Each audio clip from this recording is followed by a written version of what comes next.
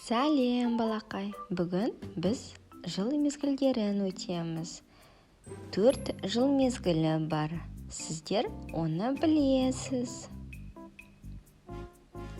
Қыста қар жауады.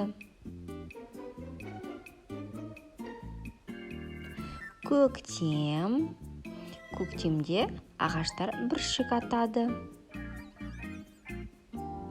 Жазды барлық балалар жақсы көреді. Балалар теңізге шомылады. Жаздан кейін күз мезгілі болады. Күзде жеміс-жидектер піседі. Балалар, тағы да бір қайталап жүрейік. Қыс,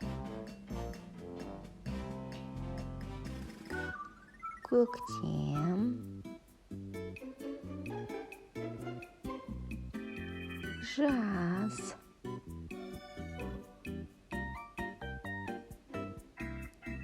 күз.